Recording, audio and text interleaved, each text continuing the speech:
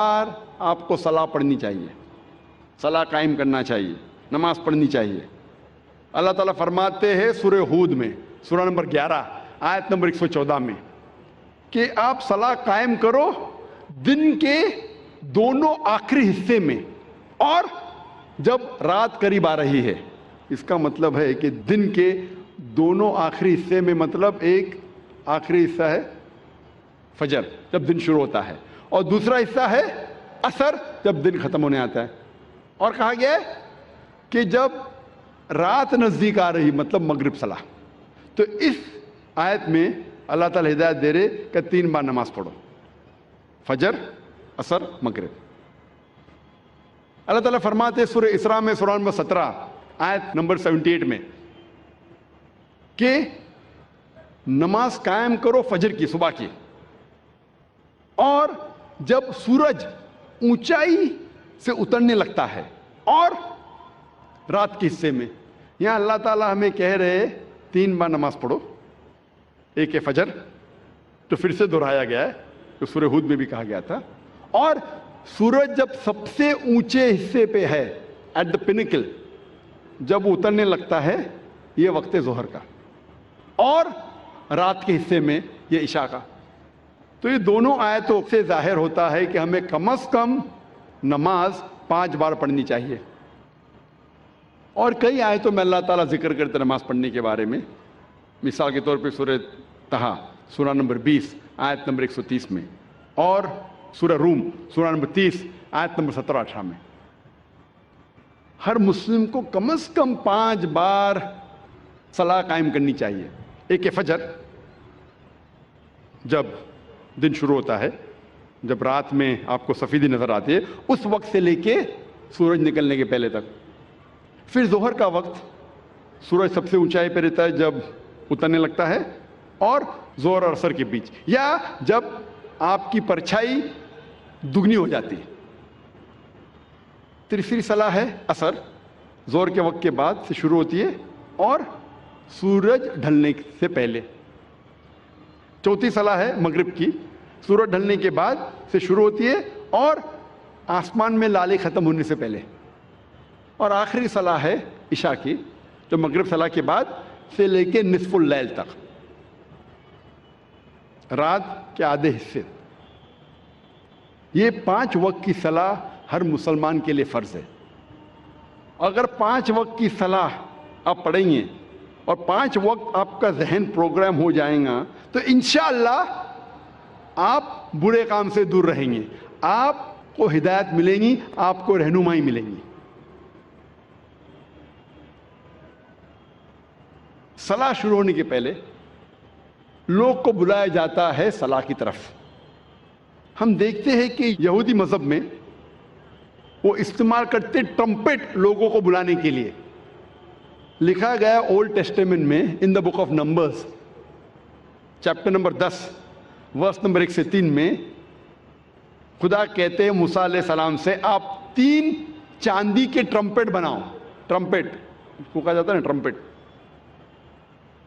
بونگا، بونگا تو نہیں کہیں گے لیکن ٹرمپٹ انگریزی میں کہتے۔ ٹرمپٹ کا استعمال کرو لوگوں کو نماز کی طرف بلانے کے لیے۔ عیسائیت میں استعمال کرتے گھنٹی کی، گھنٹی بجاتے، چرچ بیل، لوگ کو بلانے کے لیے۔ کئی قبیلے میں ڈھول کا استعمال ہوتا ہے لوگ کو بلانے کے لیے۔ اسلام میں استعمال ہوتی ہے انسان کی آواز، اور انسان کی آواز یہ جتنے اعلیٰ ہے ان سے کہیں بہتر ہے اور سریلی ہے۔ کان کو سریلی ہونے کے علاوہ اس کے اندر ایک پیغام بھی ہے۔ آذان کا میں ذکر کر رہا ہوں، جو آذان جو ہوتی ہے لوگوں کو صلاح کے لیے بلانے کے لیے، آواز سریلی ہونے کے علاوہ یہ افسوس کی بات ہے کہ بمبئی شہر میں جو مسجدوں میں آذان ہوتی ہے، افسوس کی بات ہے اکثر یہ آذان سریلی نہیں ہوتی، کان کو تکلیف زیادہ دیتی ہے، رہنمائی کے بدلے تکلیف زیادہ دیتی ہے۔ آپ اگر حرمین کی آزان سنیں گے، مکہ کی یا مدینہ کی، ماشاءاللہ آپ کا دل خوش ہو جاتا ہے. وہ آزان آپ کو رب کی یاد دلاتی ہے. بمبئی شہر میں جو آزان ہم سنتے ہیں تکلیف زیادہ دیتی ہے. سب آزان نہیں، اکثر ہمیں کوشش کرنا چاہیے کہ ہمارے مؤذن کو اکٹھا کر کے ان کو تربیت دینا چاہیے، پریکٹس دینا چاہیے کس طریقے سے آزان دینی چاہیے. کیونکہ آزان کے وجہ سے جب میں انٹرویو کرتا ہوں کئی نو مسلم کو، میں کئی نو مسلم کو جانتا ہوں جو صرف آزان کی وجہ سے اسلام قبول کیے. میں پوچھتا ہوں اکثر نو مسلم سے، آپ کو اسلام میں سب سے زیادہ پسندیدہ چیز کیا لگی؟ اکثر لوگ کہتے ہیں توحید اور کئی چیزیں. کچھ لوگوں نے مجھ سے کہا وہ آزان اتنی اچھی ہے کہ جب بھی آزان سنتا ہوں میں دل میرا باغ باغ ہو جاتا ہے، دل خوش ہو جاتا ہے. تو ہمیں کوشش کرنا چاہیے کہ ہمارے مؤذن جو ہے اس شہر میں ان کی تربیت کرے کہ کس طریقے سے صحیح آزان دینا چاہیے. اور جیسے میں کہہ رہا تھا کہ آزان سریلی ہونے کے علاوہ ایک پیغام دیتی ہے ہمیں. افسوس کی بات ہے کہ اکثر مسلمان آزان کی معنی جانتے ہی نہیں. تو مسلمان نہیں جانتے تو غیر مسلم کیسا جانے؟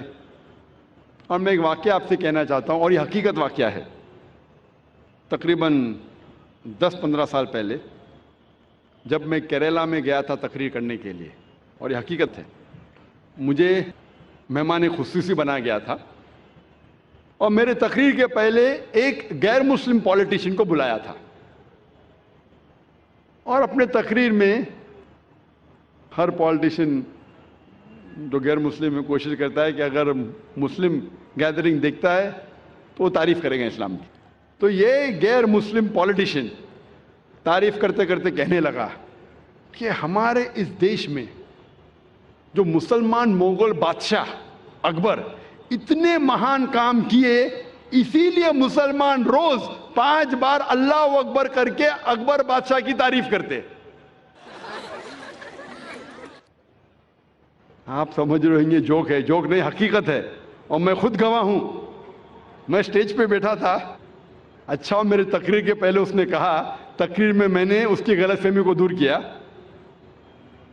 کہ ہم مسلمان جب اللہ اکبر بولتے ہیں تو اکبر بادشاہ کی تعریف نہیں کرتے. اکبر بادشاہ تو موجود بھی نہیں تھا اس وقت. اللہ کے رسول کے ٹائم پہ اکبر بادشاہ کہاں تھے؟ جب اللہ اکبر کہتے ہیں اس کی یہ معنی ہے کہ اللہ سب سے بڑا ہے، اللہ از دا گریٹسٹ.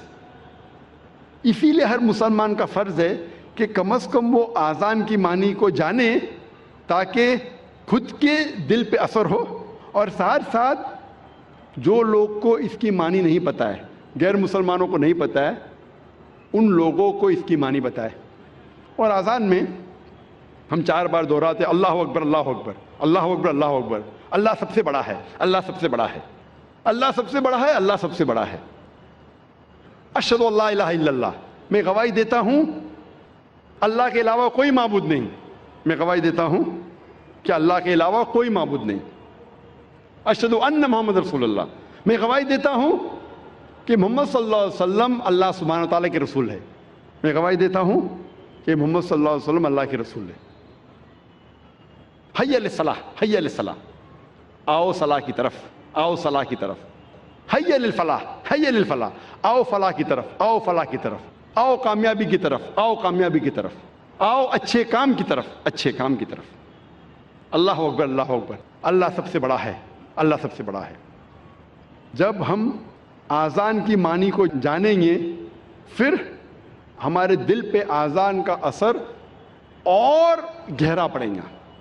صرف عربی نہیں جاننے کے باوجود پڑھتا ہے الحمدللہ ثم الحمدللہ، لیکن اگر اس کی معنی جانے تو انشاءاللہ یہ اور گہرا اثر کرے گا آپ کے دل پر اور آپ کے دماغ پر.